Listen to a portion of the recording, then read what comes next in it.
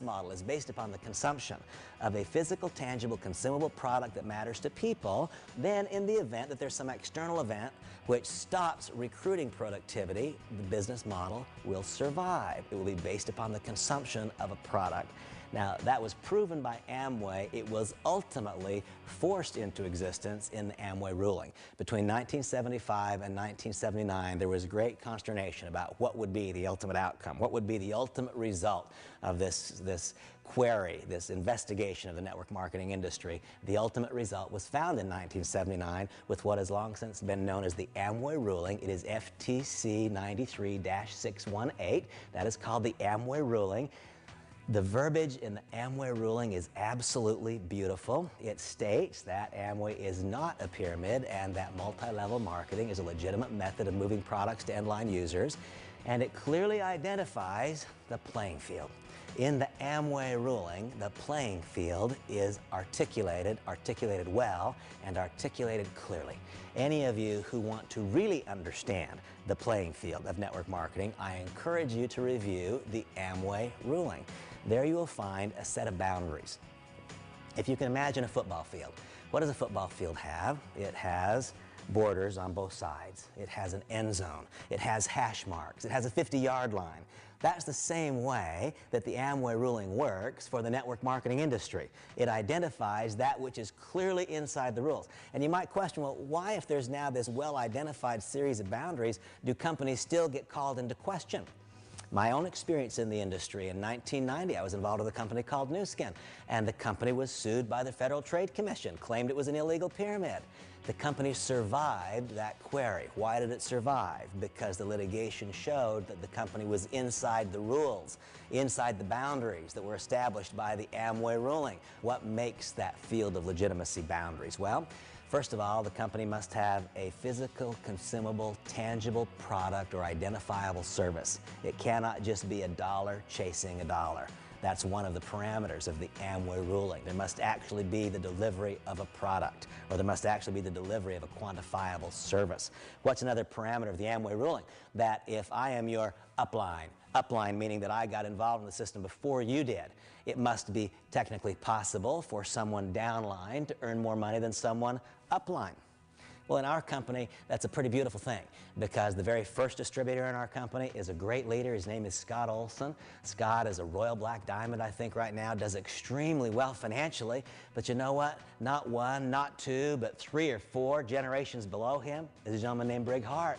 Way down there, 3 or 4 generations. And you know what? Brig is the top income earner in the company. What does the Amway ruling say? The Amway ruling says that someone downline must be able to earn more than someone upline. Now, those are very, very visible examples in our company, but it makes it so easy to prove that this company falls within that particular guideline of the Amway ruling. There's something else called the 70% rule. What's a 70% rule state? The 70% rule says that if you bought products last month, 70% of them should be gone before you place another order. In other words, you shouldn't be stockpiling products. You shouldn't be buying products because the compensation plan says to. The 70% rule says that if last month you bought $100 worth of products, you should have no more than $30 worth still on hand if you're placing another order. That's the 70% rule. There's another rule. That rule is the 10 customer rule. It means that there should be 10 people in your business who are consuming the product purely for the sake of the product, not because of the business methodology. That's the 10 customer rule. Well, see, these are all part of that Amway ruling. And one can gather that information by reviewing the actual file. And once again, what is it? It is 93 FTC-618. That is the Amway ruling, rendered in 1979. And now there was this huge backlog, this enormous backlog, because between 75 and 79, there was a great big question mark. Is network marketing, is multi-level marketing going to survive? Is it a legitimate way of moving products to end-line users? Can this be a secondary income stream for me and my family? Can it be a primary income replacement for me and my family? A lot of people watching and wondering. Now comes the Amway ruling in 1979. Network marketing, multi-level marketing is a legitimate means of moving products to end-line users. Multi-level marketing is not a pyramid. It's an effective way to generate income. The rules are established, and I've described a few of the rules, of the borders. I also love, by the way, some of the verbiage, because one of the periodic commentaries I'll hear was, well, aren't we going to run out of people? And I absolutely love the judge's verbiage on how and why one will never run out of people. Now, I've of course lived that. I've been in the industry for 20 years and produced enormous incomes for a long time. I've never run out of anyone to talk to. In fact, there's another whole generation of people now. The children of some of those who joined me in the business 20 years ago are today legitimate, valid prospects. But the Amway ruling is an absolute thing of beauty. Those of you who seek to become professionals in this industry, I would encourage you to have at least a basic cursory working knowledge. When you have that basic cursory knowledge of the Amway ruling, you will then understand why this industry has grown as dramatically as it has in the ensuing years. You will understand why some companies still get called into question. You'll understand why some companies fail the test, and you'll understand why some companies pass that test. Most importantly for me, and I hope for you, you will understand how and why Monavie is so completely secure. It's because not only are we inside the boundaries of the Amway ruling, but we don't push the borders. My opinion is that Monavie finds itself between the 45-yard lines and inside the hash lines, well in the center of what is appropriate and acceptable in this business, a standard and a model to which other companies in the industry could, and I believe should, aspire. Well, in 1979, the Amway ruling, the playing field is now well established and identified. The next 3 years, there was an absolute floodgate that was opened. Between 1979 and 1982, 2 million people in the USA alone entered the network marketing industry. 2 million people. And between that time of 1979 and 1982, the die was cast because the incomes became so large. Now the industry was assured. The success, the long-term viability of the industry was assured because now there was proven legal legitimacy, and as a result of the remarkable escalation in incomes earned by leadership of some companies between 79 and 82, now people who had significant positive alternatives began to look to the network marketing industry as a primary source of income as opposed to merely a secondary source of income. By the time 1982, 83, 84 arrived, some of the industry standards were born.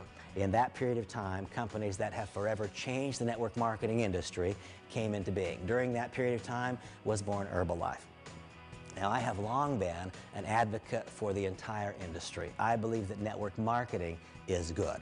I think that there's a big difference in being a good company and being a good opportunity. I think there are a lot of good companies in this network marketing industry. I think there's another difference in being a good company, a good opportunity, and another difference in being a good opportunity and an opportunity to create wealth. There are a lot of intricacies that come together to make this all possible, but I will always be grateful to Herbalife. I will always be grateful to Mark Hughes for the values that he added to the industry.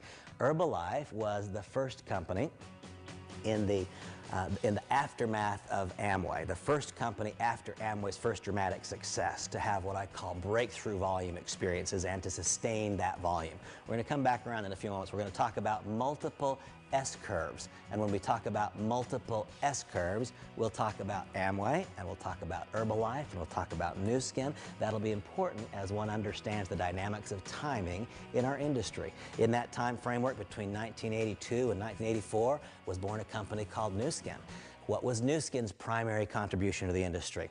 Nu Skin was, in my view, critically important because Nu Skin was the first company to truly recognize that leadership in this industry is scarce. In fact, let me just say that leadership is scarce, period.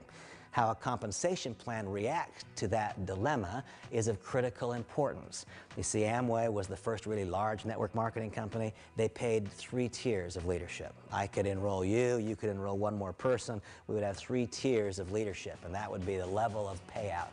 Quite frequently, one has to search deeper than the first or the second or the third generation to find real leadership. Remember the illustration that I gave you of our company, Monavie? Scott Olson's the very first distributor. He's a Royal Black Diamond. He and Sue are remarkably successful. But you know, it goes from Scott Olson to several other people before finally Brig and Lita Hart emerged. And each of those other people are great people who've had great values to the business, but Brig and Lita added a separate, unique value.